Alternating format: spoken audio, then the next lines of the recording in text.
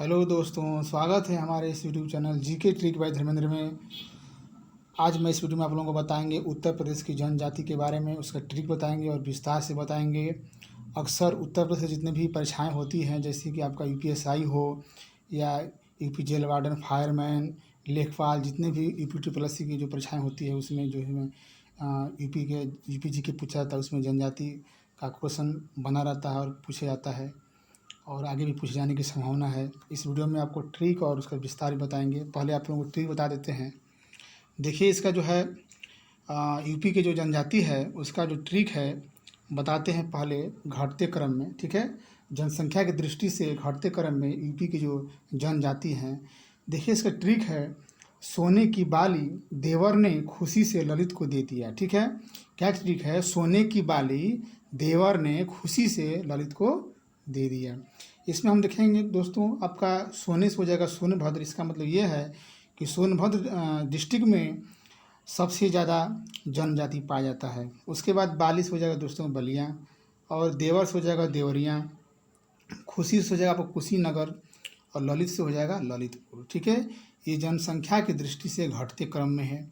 सबसे ज़्यादा आपका सोनभद्र जिले में, ठीक है, जो है सोनभद्र ज़िले में आपका सबसे ज़्यादा जनजाति पाया जाता है। उसके बाद फिर बलिया में, उससे फिर देवरिया, फिर कुशीनगर, फिर ललितपुर में, ठीक है।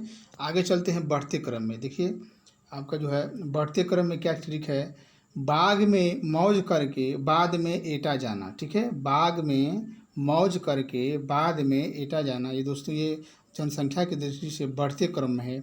सबसे कम जो जनसंख्या है एसटी का आपका बागपत डिस्ट्रिक्ट में है, उससे थोड़ा सा ज़्यादा कन्नौज में है, उससे ज़्यादा बदायूं में है, उससे ज़्यादा एटा में है दोस्तों। ये जो है जनसंख्या की दृष्टि से बढ़ते क्रम में यूपी की जनजाति का ट्रिक है, बाग में मौज करके बाद में एटा जाना, ठीक है।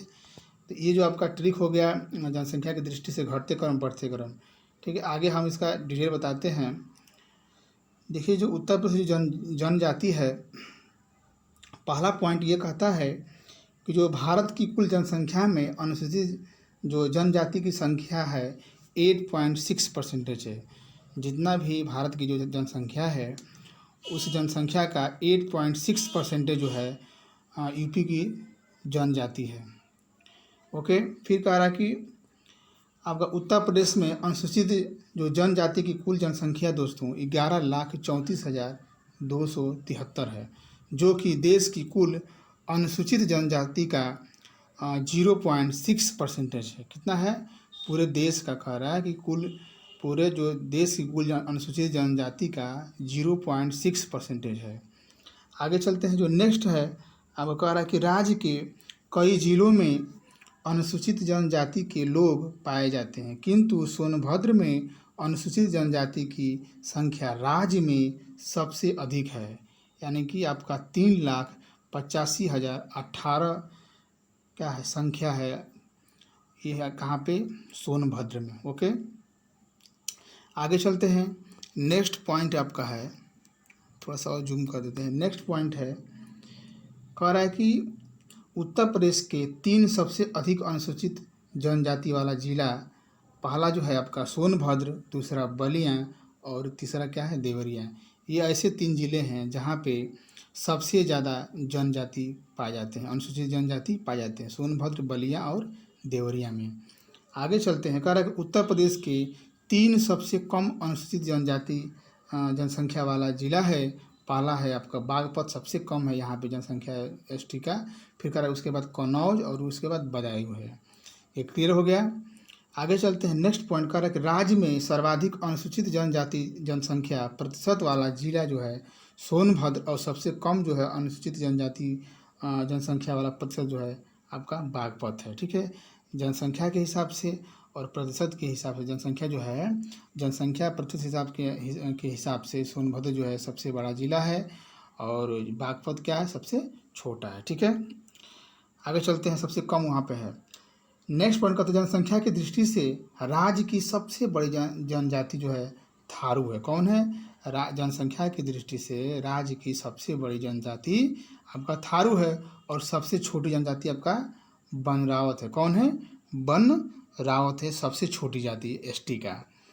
आगे चलते कह रहे कि प्रदेश में 2003 से पूर्व केवल 2 जनजातीय थारू एवं बुक्सा को ही अनुसूचित जनजाति की श्रेणी में सूचीबद्ध किया गया था। ठीक है दोस्तों, कह रहा है कि 2003 से पहले अब सिर्फ उत्तर प्रदेश में 2 जाति थी, अनुसूचित जनजाति 2 थी, एक थारू था, एक था बुक्सा। ठीक है, फिर नेक्स्ट पॉइंट कह रहा है कि 2003 में केंद्र सरकार द्वारा प्रदेश की 10 और जनजाति को अनुसूचित जनजाति की श्रेणी में सूचीबद्ध किया। ठीक है, इस प्रकार है उत्तर प्रदेश में सूचीबद्ध जनजाति की जनसंख्या 12 हो गई। इस तरह से 2003 से पहले 2 थी आपका थारू और बुक्सा। ठीक है, लेकिन 2003 में क्या हो गया कि 10 और जनजाति अनुसूचित जनजाति में क्या जोड़ा गया। ठीक है, तो इस तरह से टोटल कितना हो गया, 12 अनुसूचित जनजातियों की संख्या हो गया। आगे कौन कौन सी जनजाति 10 जनजाति आपका जोड़ा गया था अनुसूचित जनजाति में। देखिए कह रहा है उत्तर प्रदेश में जनजाति निवास स्थान, देखिए जो पहला जो जाति जोड़ा गया था 2003 में खरवार, चाहे खैरवार इसको कहते हैं। कह रहा है कि इसका जो निवास स्थान है देवरिया, वाराणसी, बलिया, गाजीपुर और वाराणसी सोनभद्र में ये इसका मुख्य स्थान है। इस जिला में ये खैरवार अनुसूचित एसटी पाए जाते हैं। आगे नेक्स्ट आपका जाति जो जोड़ा गया था 2003 में, कह रहा है कि गोंड, धुटिया, ठीक है, धुरिया और ओझा। ठीक है, गोंड, धुरिया और ओझा जो एसटी हैं आपके जनजाति हैं, ये इसका निवास स्थान महाराजगंज, सिद्धार्थनगर, बस्ती, गोरखपुर, देवरिया, मऊ और आजमगढ़ का इसका निवास स्थान है। किसका, गोंड, धुरिया और ओझा का। आगे चलते हैं, और भी है इसमें जौनपुर, बलिया, गाजीपुर, वाराणसी, मिर्ज़ापुर, सोनभद्र, बिजनौर, आगरा, ये हैं आपका गोंड और धुरिया ओझा का ये निवास स्थान ही है। ठीक है, आगे चलते हैं, जो तीसरा आपका जो जनजाति है बुक्सा दोस्तों, ये 2003 में जोड़ा गया था। थारू इससे 2003 से ये थारू और बुक्सा पहले से थी, 2003 के बाद 2003 में 10 और जोड़ा गया था, तो इससे 12 हो गया। ठीक है, जो थारू था ये इसका निवास स्थान बिजनौर और आगरा में है, और बुक्सा का बिजनौर और आगरा में है, और थारू जनजाति का है महाराजगंज, सिद्धार्थनगर, श्रावस्ती, बहराइच और लखीमपुर खीरी में है। आगे चलते हैं, नेक्स्ट जो जाति है सहरिया।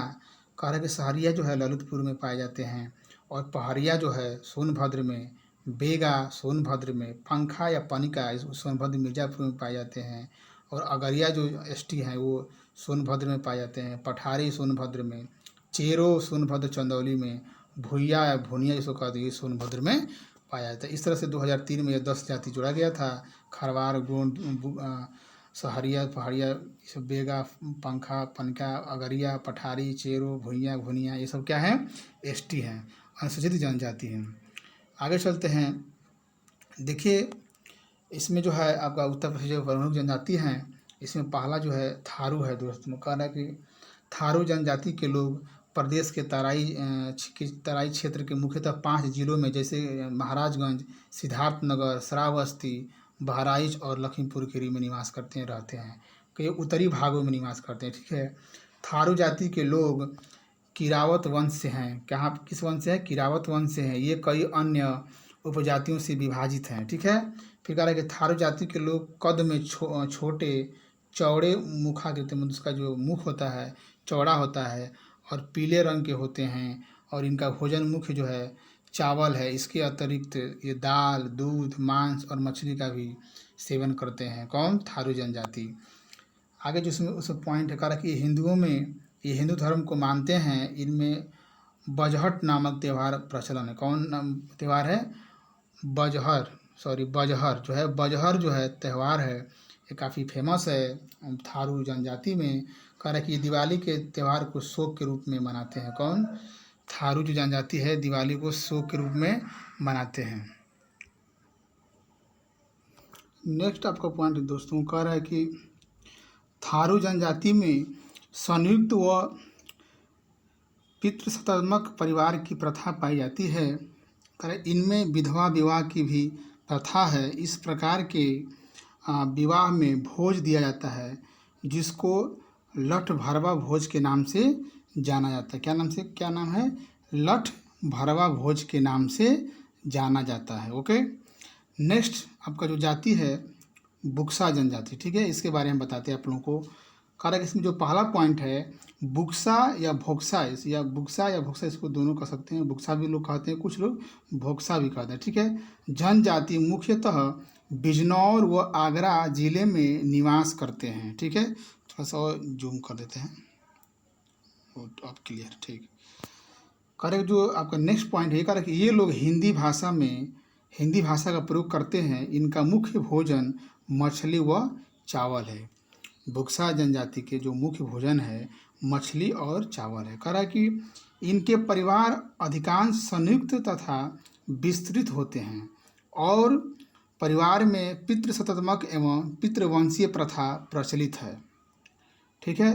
कह रहा है कि इनमें हिंदुओं जैसा वर्ण विभाजन है, जैसे कि ब्राह्मण बुक्सा, क्षत्रिय बुक्सा, अहिर बुक्सा, नाई बुक्सा आदि। ओके, फिर कह रहा है कि इनमें विधवा विवाह प्रचलित है और तलाक सरलता से हो जाता है। ये जो है बुक्सा जनजाति में विधवा विवाह का भी प्रचलित है और तलाक जो है काफ़ी सरलता से हो जाता है। आगे चलते हैं, देखिए जो इसमें नेक्स्ट पॉइंट है, कह रहा है कि एक जनजाति जो है दूसरे जनजाति में सामाजिक, आर्थिक, भौगोलिक स्थितियों में भिन्नता होने के कारण प्रदेश में, ठीक है, इनके विकास के लिए अलग अलग परियोजनाएं संचालित किया गया है। देखिए जो पहला है बुक्सा विकास परियोजना नजीबाबाद बिजनौर, ये जो पहला परियोजना है बुक्सा विकास परियोजना नजीबाबाद बिजनौर, ठीक है। दूसरा जो है एकीकृत जनजाति विकास परियोजना सोनभद्र। नेक्स्ट है एकीकृत जनजाति विकास परियोजना कह रहा है कि चंदल चौकी लखीमपुर। नेक्स्ट है थारू विकास परिषद बिशुनपुर विश्राम बलरामपुर, ठीक है। नेक्स्ट है भिखारीपुर, नेक्स्ट आपका जो है भिखारी जनजाति विकास परियोजना श्रावस्ती बहराइच व महाराजगंज, ठीक है। नेक्स्ट जो है आपका है करेक्ट, जो अनुच्छेद जो है 275 वन के तहत जो है अनुच्छेद 275 वन के तहत संविधान के अनुच्छेद 275 का 1 पॉइंट के तहत जनजाति के विकास हेतु प्राप्त केंद्रीय सहायता को एकीकृत जनजाति विकास परियोजना के माध्यम से व्यय किया जाता है, ठीक है। और एक जो अनुच्छेद 275 वन के पॉइंट के अनुसार अनुच्छेद 275 का पहला जो है उसके अनुसार कार्यकारी जनजाति के विकास हेतु जो केंद्रीय सहायता को एकीकृत जनजाति विकास परियोजना के माध्यम से व्यय किया जाता है। आगे चलते हैं, जो आपका नेक्स्ट पॉइंट है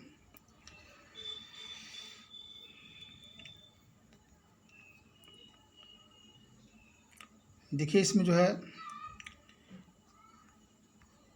आप लोगों को बता दें, ये लास्ट का ये पेज था, पहले हम बता दिए।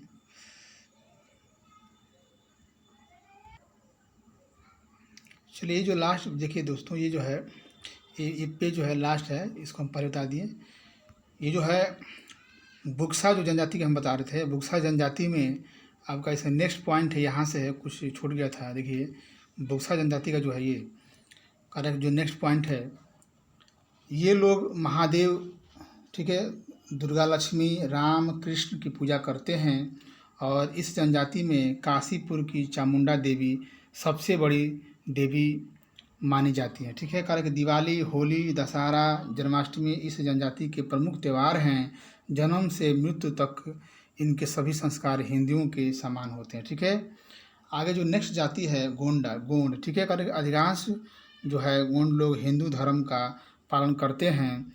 ये उच्च देवी की पूजा करते हैं, ठीक है, जिन्हें बारादों के नाम से जाना जाता है, ठीक है। जो उच्च देवी हैं उनका नाम क्या है, बारादों के नाम से जाना जाता है। नेक्स्ट पॉइंट गोंड में जो है नाग पंचमी, दशहरा, पोला, एक पशु उत्सव इनके प्रमुख त्यौहार हैं। आगे चलते हैं, कहा कि कई जो है गोंड रावण की पूजा करते हैं, जिन्हें वे लोगों के 10वें धर्मगुरु और उनके 4 वंशों में से एक के पूर्वज मानते हैं। आगे जो आपका जनजाति है, कह रहा है कि माहीगीर, क्या नाम है? माहीगीर दोस्तों। कह रहा है कि माहीगीर जनजाति के लोग बिजनौर जिले के नजीबाबाद क्षेत्र में निवास करते हैं। कह रहा है कि इस जनजाति के लोग इस्लाम धर्म के अनुयायी होते हैं। इनकी अर्थव्यवस्था का मुख्य आधार मछली पकड़ना है। ठीक है, ये इस्लाम धर्म को मानते हैं माहीगीर, और इनकी अर्थव्यवस्था का जो मुख्य व्यवसाय है वो मछली पकड़ना है। नेक्स्ट आपका जाति है एसटी जो है खरवार। कहा कि खरवार एवं खैरवार इसको कहते हैं। जनजाति के लोग प्रदेश के बलिया, गाजीपुर, मिर्ज़ापुर, देवरिया, सोनभद्र जिले में निवास करते हैं। इनकी आजीविका के साधन में कृषि, पशुपालन, शिकार आदि शामिल हैं। आगे चलते हैं। कह रहा है कि यह मुख्यतः हिंदू धर्म के रीति रिवाज को पालन करते हैं ये लोग। ठीक है, शिव, दुर्गा, आपका हनुमान, वनसंती, घमसान आदि देवी जो हैं देवताओं की पूजा करते हैं। इसके अतिरिक्त वृक्षों में पीपल, ठीक है, सेमल, नीम तथा जंतुओं में नाग, बिच्छू आदि की भी पूजा करते हैं। कह रहा है कि जो खरवार जाति हैं के लोग मांसाहारी, शाकाहारी दोनों प्रकार के होते हैं। मुख्यतः खरवार जनजाति के लोग अपनी बोली में क्या करते, अपनी बोली में अनुनासिक ध्वनियों का प्रयोग करते हैं, जो जिसको बोलते हैं नाक से बोलना। अनुनासिक ध्वनियों का प्रयोग करते हैं, जिसमें रे, तोर, मोर, केकर, कोकर आदि शब्दों का प्रयोग किया जाता है। ये खरवार जाति में ये लास्ट में बोलते हैं। कह रहा है कि खरवार जो है जीवित पुत्र का जीवतियाँ जैसे कि अनंत चतुर्दशी, होली, नवरात्रि आदि पर्व हर्षोल्लास से मनाते हैं। आगे जो आपका जाति है उसका नाम है भूइयाँ जनजाति दोस्तों। क्या नाम है? भूइयाँ। कह रहा है कि प्रदेश में ये सोनभद्र जिले में पाए जाते हैं। भूइयाँ नाम संस्कृत से आया है जिसका अर्थ है भूमि। ठीक है, कह रहा है कि भूइयाँ समुदाय में महत्वपूर्ण आर्थिक विविधताएँ हैं। कह रहा है कि जिसमें से कुछ घाटवार और टिकेत जैसे भूस्वामी हैं, लेकिन कई अन्य लोग जो हैं आपके स्वतंत्र रूप से या भुगतान किए गए मजदूरों के रूप में भूमि पर कार्य कर रहे हैं। इसके अतिरिक्त पशुपालन, मछली पकड़ना और शिकार आदि इनकी आजीविका में योगदान करता है। कह रहा कि कल्याणकारी योजनाएं एवं संगठन के बारे में। कह रहा कि प्रदेश में अनुसूचित जाति और अनुसूचित जो जनजाति जो है के कल्याण के लिए संपन्न कल्याण विभाग की स्थापना 1955 में की गई। कह रहा है कि 1995 में इससे अलग कर उत्तर प्रदेश की अनुसूचित जनजाति कल्याण विभाग की स्थापना की गई। इस विभाग की देखरेख में इन वर्गों के लिए कई योजनाओं का क्रियान्वयन किया जा रहा है। कह रहा है कि राज्य विधानसभा में विधानसभा में आपका जो है 86 में से 84 एससी का सीट है और 2 जो है एसटी का है। सीटें जो अनुसूचित जाति एवं अनुसूचित जनजाति के लिए आरक्षित है। कहाँ पे? विधानसभा में। आगे चलते हैं। करके प्रदेश में सरकारी सेवाओं तथा शिक्षण संस्थाओं में अनुसूचित जाति अनुसूचित जनजाति के लिए 3% सीटें आरक्षित हैं। फिर कह रहा है कि आगे चलते हैं, आरक्षित हैं। फिर कह रहा है कि अस्पृश्यता की भावना को समाप्त करने तथा उन पर होने वाले अत्याचारों से रक्षा के उद्देश्य से केंद्र सरकार द्वारा पारित नागरिकों संरक्षण अधिनियम 1955 तथा अनुसूचित जाति जनजाति अत्याचार निवारण अधिनियम 1989 को पूरे प्रदेश में लागू किया गया था। ठीक है, ये कुछ कल्याणकारी योजनाएं हैं एसटी के लिए। फिर कह रहा है कि उत्तर प्रदेश के समाज कल्याण निगम लिमिटेड, ठीक है, इस निगम की स्थापना 25 जून 1976 में की गई थी। फिर कह रहा है कि यह निगम राज्य में अनुसूचित जाति अनुसूचित एवं अन्य निर्बल वर्गों के लिए विभिन्न रोजगार योजनाओं का बनाने का कार्य करता है, इन्हें कार्यान्वित करता है। आगे चलते हैं। जो नेक्स्ट पॉइंट है, उत्तर प्रदेश की अनुसूचित जाति वित्त विकास निगम की स्थापना हुआ था। फिर कह रहा है कि इस निगम की स्थापना 1975 में की गई थी। यह निगम प्रदेश में निवास करने वाले गरीब व बेरोजगार अनुसूचित जाति के लोगों के लिए कई स्वरोजगार योजनाओं संचालित कर रहा है। ये जो है संगठन जो है विकास निगम है। फिर कह रहा है कि कौशल वृद्धि प्रशिक्षण योजना के अंतर्गत क्या किया गया था कि प्रदेश में गरीब एवं बेरोजगार अनुसूचित जाति के व्यक्तियों की कौशल वृद्धि हेतु कंप्यूटर, ऑटोमोबाइल, सिलाई, कढ़ाई जो है आपका प्रोसेसिंग टंकड़ एवं आशुलिपिक प्रशिक्षण योजनाओं से निःशुल्क संचालित की जा रही है। साथ ही प्रशिक्षार्थियों को प्रशिक्षण अवधि में 600 रुपये प्रति माह तक वृत्तिका दी जाती है। ठीक है, कह रहा है कि एकीकृत जनजाति विकास परियोजना, दोस्तों जो भी बीच में बताए थे, ये जो है ठीक है एकीकृत जो है जनजाति विकास परियोजना है, यहाँ से है ये, वही बताया था। तो देखिए यहाँ पे इसे बीच में बता दिए हैं गलती से। ठीक है कि एक जनजाति से दूसरे जनजाति में सामाजिक आर्थिक भौगोलिक स्थितियों में विभिन्नता होने के कारण प्रदेश में इनके विकास के लिए अलग अलग परियोजनाएं बनाएंगे। पहला जो है बुक्सा विकास परियोजना नजीबाबाद बिजनौर में है। दूसरा जो एकीकृत जनजाति विकास परियोजना सोनभद्र में है। तीसरा जो एकीकृत जनजाति विकास परियोजना चंदौकी लखीमपुर में है। और ये आपका ये थारू विकास परिषद विश्राम बलरामपुर में है। और लास्ट जो है भिखारी जनजाति विकास परियोजना श्रावस्ती बहराइच और महाराजगंज में। दोस्तों इस तरह से आपका 1 2 3 4 5 ऐसे जो है आपका परियोजनाएं हैं एसटी के विकास के लिए। कारण कि अनुच्छेद 275 के तहत जो है जनजातियों के विकास हेतु सहायता दी जाती है। ठीक है, परियोजनाओं के माध्यम से व्यय किया जाता है। दोस्तों ये जो है उत्तर प्रदेश की जो जनजाति के बारे में बताएं हैं, ट्रिक बताएं हैं, उसके विस्तार बताएं हैं। और अक्सर ये उत्तर प्रदेश की परीक्षाओं में पूछे जाते हैं। और हम आशा करते हैं कि वीडियो आप लोगों को अच्छा लगा होगा। यदि ये वीडियो अच्छा लगे तो इस वीडियो को लाइक करें, चैनल को सब्सक्राइब करें और शेयर करें वीडियो को, और बेल आइकन जरूर दबा लें। वीडियो को देखने के लिए आपका बहुत बहुत धन्यवाद।